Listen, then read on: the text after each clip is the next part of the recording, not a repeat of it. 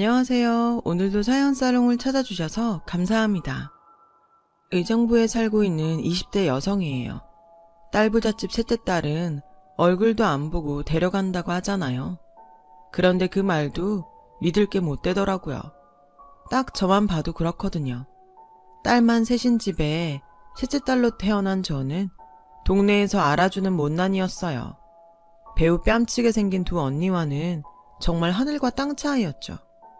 그러니 당연히 미운 오리 새끼였고요. 이모들은 저를 볼 때마다 누굴 닮아서 이렇게 못생겼냐고 타박이었어요. 아니, 못생긴 게 제 탓인가요? 그런데도 제 탓인 양 몰아세우는 통에 어린 마음에 상처도 많이 받았어요. 억울한 마음에 울기도 많이 울었고요. 그때마다 절 감싸준 건 부모님이었어요. 고슴도치도 제 새끼는 하마하다고 남들 눈에는 몰라도 저희 부모님 눈엔 제가 예뻐 보였던 거죠. 서연아, 아름다움은 내면에서부터 우러나오는 거란다. 그러니 너무 외모에 신경 쓰지 마라. 아빠는 늘 제게 이렇게 말씀하셨지만 그 말은 조금도 위안이 되지 않았죠. 내가 녹차티백도 아니고 아름다움이 우러나올 때까지 어떻게 기다리냐고요. 차라리 성형수술을 하는 게 빠르지. 그래서 부모님 몰래 성형수술을 하려고 몇 번이나 성형외과를 찾았나 몰라요. 그런데 그럴 때마다 어떻게 알았는지 언니들이 저를 잡으러 오지 뭐해요. 성형수술은 죽어도 안 된다며 개 목줄 끌듯 질질 끌어 집으로 데려갔어요. 아니, 성형수술이 뭐 그리 죽을 죄인가요. 그런데도 언니들이 이 극성이었죠. 솔직히 지들은 가만히 있어도 남자들이 줄줄 따르는 미모니 상관없겠지만 저는 상황이 다르잖아요. 저한테는 성형수술만이 답이라고요. 따지고 보면 제가 외모 콤플렉스를 갖게 된 것도 다 언니들 탓인데 말이죠. 입장 바꿔 생각을 해보세요. 아마 자기들도 저처럼 태어났다면 성형외과 단골이 됐을걸요. 그 밖에도 언니들은 가진 게 많았어요. 외모는 기본이고 학벌의 능력까지 뭐 하나 빠지는 게 없거든요. 그러니 제가 안 억울하겠냐고요. 사실 여기에는 반전이 있긴 해요. 제가 말을 안 해서 그렇지 언니들 본 모습은 정말 장난이 아니거든요. 겉모습은 여자 하지만 속에는 산에 서너슨 들어있는 장부들이죠. 내친 김에 언니들 얘기 좀 해볼까요? 먼저 큰언니는 시원시원한 이목구비에 길쭉한 팔과 다리, 타고난 운동신경으로 싸움 실력이 장난이 아니에요.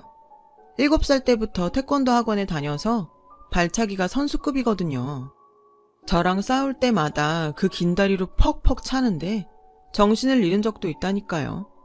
게다가 욕은 또 얼마나 찰지게 하는지 욕쟁이 할머니 뺨칠 정도예요. 그래놓고 남자들 앞에서 내숭은 또 얼마나 떠는지 진짜 가증스럽다니까요.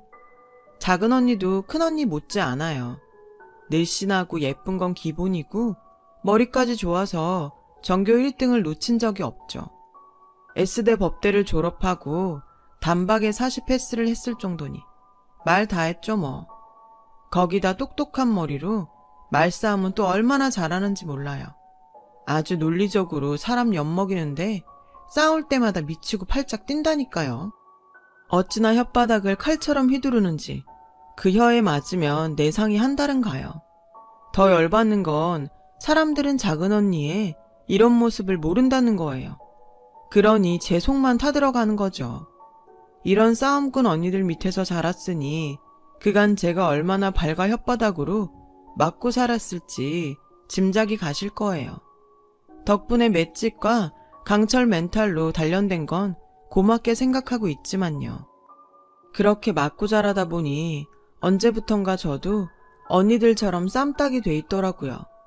그래서 짧은 팔다리와 무대뽀 정신으로 언니들과 맞짱을 뜨기 시작했고 덕분에 집안은 하루도 조용할 날이 없었죠. 오죽하면 이모들이 안부 전화를 할 때 이렇게 말할 정도였다니까요. 언니, 그것들 요즘에도 그렇게 싸워? 아우 몰라. 셋 중 하나가 나가 죽어야 싸움을 멈출까. 아주 징글징글하다. 이렇다 보니 자연스레 우리 세자매는 쌈딱 세자매로 불리게 되었어요. 이렇게 죽어라 싸우던 우리 세 자매가 싸움을 덜 하게 된 건 큰언니가 결혼을 하면서부터예요. 아무래도 집안에 형부가 들어오고는 전처럼 싸움질을 할 수가 없었거든요. 앞서 말했듯이 언니들이 사람들 앞에선 세상 둘도 없는 조신한 여자였으니 본색을 드러낼 수 없었던 거죠. 셋이 상대를 바꿔가며 싸움질을 하다가 한 사람이 빠지고 나니 전만큼 험하게 싸울 일도 없게 됐어요. 그렇다고 작은 언니랑 제가 아예 싸움을 안 했다는 건 아니고요. 간간히 크고 작은 싸움은 있었어요. 그러다 아예 싸움을 끄는 건 둘째 언니마저 결혼을 하면서였어요. 싸울 상대도 없는데 저 혼자 싸울 일은 없었으니까요. 두 언니가 시집을 가고 몇 년간은 집안이 절간처럼 조용했어요. 부모님과 저는 태평성대를 누리며 평화로운 일상을 보낼 수 있었죠. 하지만 그 평화는 오래가지 않았어요. 그건 바로 제 결혼 때문이었죠. 언니들과 달리 남자들한테 인기가 없던 저는 23살이 되어서 처음으로 남자를 사귀게 되었고 사귄 지 반년도 안 돼서 결혼을 하게 되었거든요. 얘랑과 저는 대학교 4학년 때 만났어요. 우리는 졸업을 앞둔 취업 준비생이었던 탓에 스터디 모임에서 만났죠. 얘랑의 첫 인상은 방금 순정 만화를 찍고 나온 남자 주인공 같았어요. 훤칠한 키에 여자보다도 예쁜 얼굴, 거기다 비비크림을 잘 펴바른 것처럼 탐스럽고 뽀얀 피부는 여심을 흔들기 충분했어요. 그런데 희한하게도 여친이 없더라고요. 어디를 가도 여자들 관심을 한몸에 받는데 말이죠. 나중에야 알았지만 얘랑에게는 외모와 재력, 학벌을 뛰어넘는 엄청난 단점이 있더라고요. 그건 바로 몸을 너무 사린다는 거였죠. 책장에 손이 베일까봐 골목 끼고 책을 보는 건 기본이고 놀이기구 타다 사고라도 날까봐 놀이공원도 안 가요. 그뿐인가요? 급체로 죽을까봐 음식도 수십 번씩 꼭꼭 씹어서 먹고요. 길거리를 걸을 때도 늘 저를 차도 쪽에 방패처럼 세우고 걸어요. 혹시라도 차가 달려들어 자기를 칠까봐요. 그 밖에도 엄청나게 많지만 일일이 말하다간 날 셀 테니 그만할게요. 그런데 예비 시어머니를 만나보니 얘랑이 이러는 이유를 알겠더라고요. 우리 애가 귀하디 귀한 7대 독자란다. 사주도 좋아서 다 가지고 태어났는데 하필 명줄이 약하다지 뭐니. 그래서 늘 조심하고 있다만 그게 나만 잘한다고 사고가 안 나겠니? 그래, 용한 보살님을 찾아가 물었더니 명줄을 잃 방법이 있다더구나. 방법이 있는데 두고만 볼 수도 없고 김보살 말이 며느리 얼굴에 칼을 조금 대면 우리의 명이 길어진다더구나. 그래서 말인데 아가 이참에 너한테 부탁 하나만 하자. 너 성형수술 좀 하면 안 되겠니? 꼭 우리의 명줄 때문만은 아니다. 솔직히 네 얼굴이 우리의 짝으로 가당키나 하니? 그러니 겸사겸사 성형수술을 하면 누이 좋고 매부 좋은 거 아니겠니? 성형수술비는 걱정하지 마라. 내가 다 낼 테니 넌 몸만 오면 돼. 아가, 성형수술 해줄 거지? 어머님 말에 솔직히 황당하기는 했지만 혹한 것도 사실이에요. 안 그래도 성형수술 노래를 부르고 살았던 전데 게다가 돈 한 푼 안 들이고 수술도 하고 얘랑 명줄도 있는다는데 도랑치고 가재 잡는 거잖아요.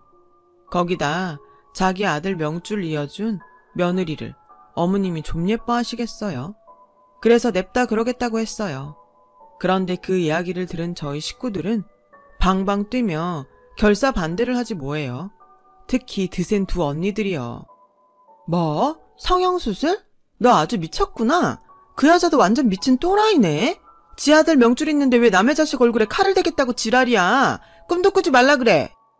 큰언니는 버럭 소리를 지르고는 정신 차리라며 제 머리통을 쳤어요. 그러자 이번엔 작은언니가 나섰어요. 요즘 세상에 아직도 그런 미신을 믿는 비이성적인 인간이 있다는 게 놀랍다. 맹추야, 넌 그런 소리를 듣고 가만히 있었어? 넌 머리를 장식으로 달고 사니? 됐고, 그 결혼 당장 때려쳐. 사람이 무식해도 정도가 있지. 엄마, 쟤 이 결혼 절대 시키지 마. 언니가 뭔데 그래. 이건 내 결혼이야. 이 멍청아. 그런 인간들 안 봐도 뻔해. 앞으로 무슨 일 있을 때마다 미신이 어쩌고 무당이 어쩌고 하면서 너한테 말도 안 되는 욕을 할 거라고. 너 그딴 집에 들어가 살고 싶니? 결혼 못해 죽은 귀신이라도 붙었어? 네가 멍청한 줄은 알았지만 이 정도일 줄은 몰랐다. 너 어디가 좀 모자란 거 아니니? 그런 인간들하고 왜 상종을 해? 정신 차리고 당장 헤어져. 작은 언니는 거친 혓바닥을 휘둘러댔고 부모님 역시 언니들과 같은 생각이라며 이 결혼은 없던 일로 하라고 하셨어요. 하지만 저는 그럴 수 없었어요. 이 남자가 아니면 언제 제가 이렇게 멋진 남자 짝이 되겠어요. 게다가 저도 성형수술해서 남들처럼 예쁜 얼굴로 살고 싶기도 했고요. 다들 왜 이래? 이건 내 인생이야. 죽이겠다는 것도 아니고 공짜 성형수술 해준다는데 뭐가 문제야? 혹시 내가 예뻐질까봐 샘나서 그래? 평생 못난이로 살길 바랬던 거야? 엄마 아빠도 그러는 거 아니야. 이따위로 나왔으면 솔직히 엄마 아빠가 진즉에 수술이라도 시켜줬어야지. 딸한테 손 놓고 있는 엄마 아빠 대신 시어머니가 수술까지 시켜준다는데 엎드려 절은 못할 망정 판을 깨겠다고? 그러고도 내 부모야? 진짜 내 친부모 맞냐고. 이럴 거면 낳지를 말지 왜 낳았어? 왜 낳아서 사람 비참하게 만드냐고. 혹시 나 주워온 애 아니야? 그래서 나한테만 이러는 거 아니냐고. 친자식이 아니니까 대충 밥이나 먹여 키우곤 생색 내보려고 하는 거잖아. 말해봐. 말해보라고. 그 순간 큰언니가 제 뺨을 쳤어요. 충격에 고개가 휘청할 정도였죠. 큰언니는 그러고도 분이 안 풀리는지 저를 무섭게 노려보며 소리쳤어요. 너 말이면 단 줄 알아? 그동안 엄마 아빠가 널 어떻게 키웠는데 그딴 소리래? 친자식이 아니라서 그렇다고? 검은 털 가진 짐승은 거두는 게 아니라더니 널 보니 그 말이 맞네. 피 한 방울 안 섞인 널 배 아파 낳은 자식들보다 더 애틋하게 키운 분들이야. 근데 넌 은혜를 원수로 갚니? 낳아준 부모 아니면 부모도 아니야? 고마움도 모르는 이 배은망덕한 년아. 그 순간 싸늘한 정적이 감돌았어요. 큰언니는 자신이 실수를 한 걸 깨닫곤 놀란 표정으로 입을 틀어막고 말 잘하던 작은언니는 벙쪄 있었어요. 부모님은 말할 것도 없고요. 그게 무슨 소리야? 나 정말 주워온 애야? 제가 대수롭지 않게 던졌던 말이 감춰두었던 제 출생의 비밀을 끌어낼 줄은 꿈에도 몰랐어요. 작은언니는 놀란 제 표정을 보고는 애써 상황을 수습하려고 나서더군요. 큰언니답지 않게 왜 이래? 화나서 던진 말에 죽자고 달려들고. 서연이 너도 그만해. 다 헛소리야. 작은언니는 평소와 다르게 제 눈치를 살피며 상황을 정리하려고 했어요. 큰언니 역시 제 눈치를 살폈고요. 그때 확실히 알았어요. 큰언니가 했던 말이 사실이라는 걸요. 그리고 그동안 대수롭지 않게 넘겼던 일들이 하나하나 떠오르기 시작했고 그것들은 모두 하나로 연결되었어요. 결론은 제가 부모님의 친자식이 아니라는 거였죠. 지금껏 왜 의심을 안 했나 싶더군요. 제 외모는 언니들은 물론 부모님과도 전혀 닮지 않았는데 말이죠. 게다가 엄마는 제가 태어난 시간조차 기억하지 못하셨는데 말이에요. 언젠가 막내 이모가 했던 말도 걸려요. 난 언니가 서연이 가진 줄도 몰랐어. 참, 서연이 낳고 산후조리 누가 해줬어? 엄마는 둘째 언니 보러 캐나다 가느라 못 해줬을 텐데. 그때 엄마는 당황한 표정으로 아빠랑 언니들이 많이 도와줬다고 했지만 지금 생각해보면 그것도 말이 안 돼요. 당시 큰언니는 초등학교 2학년이었고 작은언니는 7살이었거든요. 그 어린 딸들이 아빠가 퇴근할 때까지 막 출산한 엄마의 산후조리를 도왔다니 누가 봐도 이상하잖아요. 게다가 병원도 아니고 집에서 산파를 불러서 낳았다는 것도 그렇고요. 순식간에 생각이 정리되니 더 이상 미룰 수가 없었어요. 진실을 마주해야겠다는 생각뿐이었죠. 저는 아빠를 흔들며 물었어요. 제 출생에 대해 이야기해달라고요. 아빠는 어렵게 얘기를 시작하시더군요. 안 그래도 언젠가 얘기하려고 했다. 그러니 내 언니 너무 미워하지 마라. 이렇게 된 이상 뭘 더 숨기겠니? 그런데 서연아, 엄마랑 아빠는 한 번도 서연이가 우리 딸이 아니라고 생각한 적 없어. 언니들도 마찬가지고. 비록 엄마가 널 낳지는 않았지만 피덩이 때부터 넌 우리 가족이었고 지금도 마찬가지야. 저는 태어난 지 얼마 안 돼 배꼽이 아물지도 않은 채로 우리 집 대문 앞에 버려져 있었다고 했어요. 저를 감은 포대기에는 생년월일과 이름이 적힌 메모가 있었고 생모가 남긴 짧은 편지도 있었다더군요. 꼭 찾으러 올 테니 잘 키워달라고요. 제가 말해달라고 한 거였지만 막상 듣고 보니 충격적이었어요. 제 인생이 사라진 기분이었거든요. 그동안 얹혀 사는 주제에 언니들한테 대들고 부모님 속만 썩혀들었던 게 죄송해서 어쩔 줄 모르겠더라고요. 저 때문에 부모님 사랑을 뺏겼던 언니들한테도 정말 미안했고요. 그런데 고마운 줄도 모르고 매번 투정만 부리고 살았으니 언니들이랑 부모님이 보시기에 제가 얼마나 뻔뻔해 보였을까요? 저는 조용히 일어나 방으로 갔어요. 그리고 그날 밤 예랑과 만나 그날 있었던 일과 제 출생의 비밀에 대해 솔직하게 얘기했어요. 속이고 결혼을 할 수는 없으니까요. 예랑은 저를 위로해 주더라고요. 그리고 며칠 뒤 시어머니께서 집으로 저를 부르셨어요. 아무래도 제 사정을 들으시고는 헤어지라는 말을 하실 모양이었죠. 그런데 글쎄 이러시지 뭐예요. 아가, 우리 애한테 얘기 들었다. 얼마나 상심이 크니? 이렇게 된 이상 그 집에 있는 것도 불편하지 않겠니? 어차피 내 며느리가 되기로 한 이상 넌 내 딸이나 진배 없으니 이참에 아예 우리 집으로 들어오는 게 어떻겠니? 결혼 전까지 여기서 살다가 시골리면 그때 가서 분가시켜주마. 그때까지는 내 딸로 살자꾸나. 생각지도 못했던 어머니 말씀에 저는 눈물이 주르륵 흘렀어요. 하루아침에 세상에 벌어진 것 같았는데 이렇게 저를 보다듬어 주시는 분이 계시다니 가슴이 먹먹하더라고요. 그래서 부모님께 어머님 말씀을 전하곤 주말에 바로 시댁으로 들어왔어요. 물론 부모님과 언니들은 엄청 반대를 했지만 더는 폐를 끼치고 싶지 않아서 일부러 냉정하게 뿌리쳤죠. 예비 시어머니께서는 손님방으로 쓰던 작은 방을 저에게 내주셨어요. 아직 결혼 전이니 예랑과 한 방을 쓰는 건 남들 보기 안 좋다시면서요. 저도 그러고 싶지는 않다고 했고요. 어머님께서는 사정을 다 아는 이상 사돈댁에 부담을 주고 싶지 않으시다며 혼수나 예단, 예물 없이 결혼식만 간단히 치르자고 하셨어요. 하지만 그렇게 할 수는 없었죠. 다행히 그동안 성형수술을 하려고 모아둔 돈이 2천만 원 정도 있으니 그걸로 혼수를 장만하겠다고 했어요. 어머님도 정 그렇다면 더는 말리지 않겠다고 하셨고요. 그렇게 저는 가족과 연을 끊고 예비 시댁에서 살게 되었어요. 어머님은 말씀하신 대로 저를 딸처럼 대해주셨고 예랑 역시 곁에서 저를 많이 위로해 주었죠. 그런데 일주일 정도 지나고 났는데 어머님 태도가 완전히 변하기 시작하더라고요. 도우미 아줌마 오지 말라고 했다. 집에 여자가 둘인데 굳이 남의 손을 빌릴 필요가 있겠니? 너도 집에서 놀고 먹는 것도 눈치 보일 것 같으니 앞으로 빨래며 청소는 내가 하도록 해라. 그리고 사람들 눈도 있으니 외출은 삼가 하도록 하고. 알았지? 집안일 돕는 게 뭐 힘든 일인가요? 저희 집에서도 항상 하던 일인걸요. 그런데 집 앞 슈퍼에도 못 나가게 하는 건 솔직히 힘들더라고요. 필요한 건 예랑에게 시키라고 했지만 생리대 심부름을 어떻게 예랑한테 시키겠어요. 그래서 하루는 밤에 몰래 집을 나와 근처 편의점에 갔다 왔는데 그 사이 집안이 난리가 났지 뭐예요.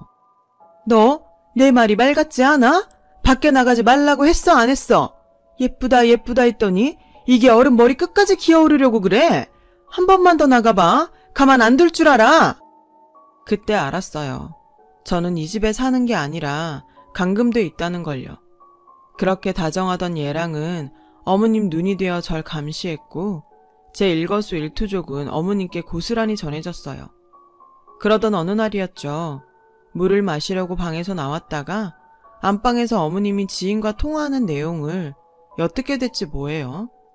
그런데 그 내용이 충격적이었어요. 김보살 말대로 천혜고와 맞더라고. 지 키워준 부모랑 떼어놔야 뒤탈이 없대서 일단 우리 집에 들였어. 일단 수술부터 후딱 시키려고. 병원은 무슨 미쳤어? 돈이 얼만데. 김보살이 말한 데서 야매로 하려고. 미용 성형도 아니고 얼굴에 칼만 대면 된다는데 어디서 하면 어때? 일단 내 아들 명줄부터 이어놓고 한 몇 달 데리고 살다가 결혼식 전에 꼬투리 잡아서 내쫓을 생각이야. 지 키워준 부모도 버리고 나온 년이 무슨 낯짝으로 친정으로 돌아가. 그러라고 김보살이 친정부모랑 떼어내라고 한 거 아니겠어? 불쌍하면 뭐 다 지년 팔짠걸. 탓하라면 지 버린 친부모 탓이나 하라지. 아 몰라. 난 내 아들 명줄만 이어준다면 무슨 짓이든 할 거야. 부모 없는 것들은 지가 알아서 살든가. 그 말을 듣는데 다리가 후들거려서 서 있을 수가 없었어요. 그래서 얼른 제 방으로 돌아와 방 문을 걸어 잠궜죠. 머리를 망치로 얻어맞은 것처럼 멍한 게 아무 생각도 안 나고 어떻게 해야 할지도 모르겠더라고요. 그저 눈물만 하염없이 흘렀어요. 당장 우리 집으로 도망치고 싶었지만 그럴 수 없었어요. 매정하게 연도 끊고 나왔는데 무슨 염치로 다시 돌아가요. 저라도 이런 애는 안 받아줄 거예요. 그런데 그때 큰언니한테 전화가 왔어요. 액정에 뜬 큰언니라는 문자를 보니 울컥하더라고요. 저는 망설이다 전화를 받았어요. 조서야, 너 정말 이럴 거야? 정말 우리랑 안 보고 살 거냐고. 좋은 말 할 때 당장 돌아와라. 안 그럼 그 집구석 뒤에 없는다. 야, 이 멍청아, 너 대답 안 해? 나한테 쥐어 터져야 정신 차리겠어? 오랜만에 큰언니의 욕설을 들으니 너무 반갑고 기뻤어요. 그리고 무방비 상태로 울음이 터졌죠. 언니, 나 좀 구해줘. 저는 꺽대며 자초지종을 설명했고 듣는 내내 욕설을 퍼붓던 큰언니는 당장 갈 테니 짐 싸놓으라고 했어요. 한 30분쯤 지났을까요? 초인종이 요란하게 울려댔어요. 그리고는 엄마랑 두 언니가 들이닥쳤죠. 서연아, 우리 서연이 어딨니? 현관을 들어서며 엄마가 소리쳤어요. 느닷없는 엄마와 언니들의 방문에 예비 시어머니는 엄청 당황했죠. 언니들은 달려들어 제 짐을 챙기기 시작했고 엄마는 제 손을 꼭 잡고는 당장 데리고 나갈 기세였죠. 그 모습을 본 어머님은 달려들어 앞을 가로막고 섰어요. 이게 지금 뭐하는 짓들이야? 부모 없는 애 내가 키워준다는데 왜 개떼처럼 몰려와서 이 난리야? 좋은 말 할 때 당장 내 집에서 나가! 그 순간 엄마 얼굴이 터질 것처럼 벌개지더니 버럭 소리쳤어요. 우리 애가 왜 부모가 없어? 엄마, 아빠, 언니들까지 다 있는데 남의 귀한 딸을 꼬드겨서 가둬놓곤 어디서 되먹지 않게 큰 소리야. 내가 당신 수작을 모를 줄 알아? 내 딸을 재물 삼아 당신 아들 명줄 늘리려는 거잖아. 네 자식이 귀하면 남의 자식도 귀하다는 걸 알아야지. 어디서 개수작이야. 내 딸 몸에서 피 한 방울만 나봐. 네 아들 내 손에 죽을 테니까. 뭐? 이 여편 내가 미쳤나? 누구 맘대로 얘를 데려가? 이젠 얜 내 며느리야. 서연이 너 당장 네 방으로 들어가. 어머님이 제 팔을 힘껏 끌어당겼어요. 그 바람에 저는 중심을 잃고 탁자에 부딪히며 바닥에 쓰러졌죠. 탁자 모서리에 찍힌 무릎에선 빨간 피가 번져 올랐어요. 피를 보자 눈이 휙 뒤집어진 큰언니는 죽일 듯이 어머님한테 달려들더군요. 이 아줌마가 미쳤나? 감히 내 동생 몸에 스크래치를 내. 나도 아직 피 한 방울 안 낸 애를. 아줌마, 좋은 말 할 때 사과해. 그러자 어머님은 콧방귀를 끼며 어림도 없다는 듯 맞섰어요. 이게 어디서 배워먹은 버르장머리야.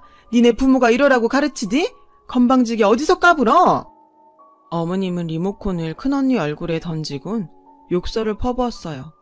그러자 저희 엄마가 득달같이 달려들어 어머님 머리채를 잡았고 두 언니까지 합세해 순식간에 개싸움이 벌어지고 말았죠. 그 와중에도 어머님은 저를 뺏기지 않으려고 손톱을 세워가며 제 팔을 잡아당겼고 그 바람에 제 팔에는 생채기가 나버렸어요. 이쯤 되니 저도 참을 수가 없었죠.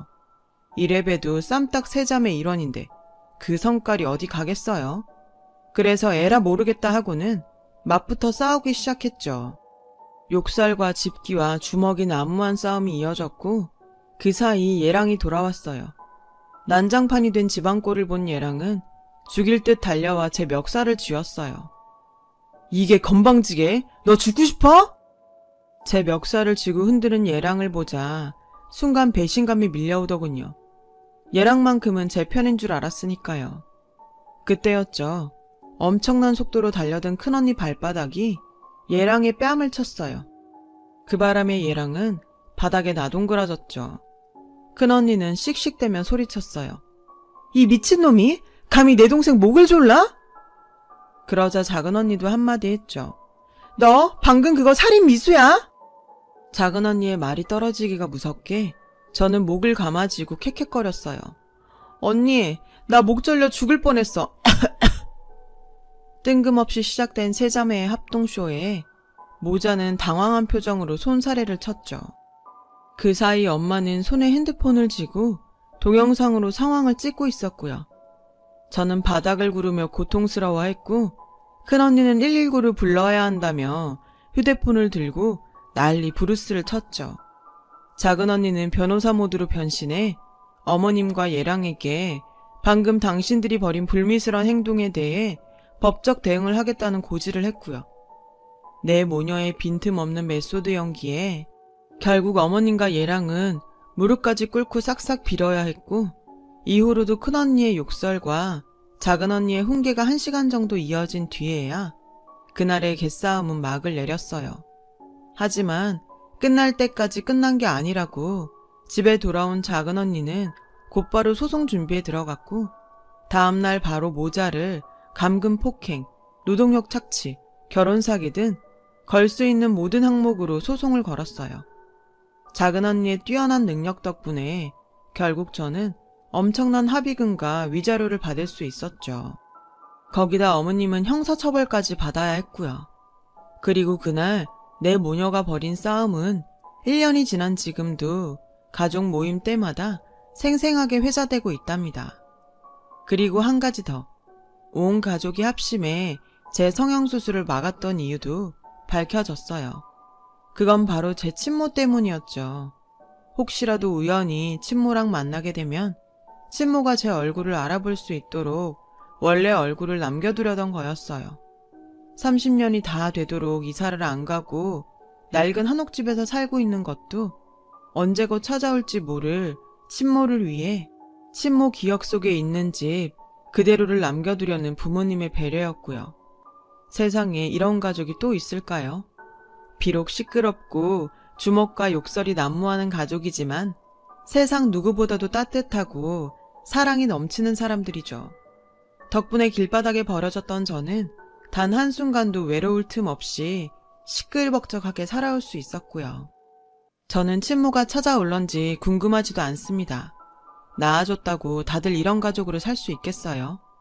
지금의 부모님과 언니들에게 감사하고 사랑하며 살아가렵니다. 지금까지 제 긴 사연을 들어주셔서 감사드려요.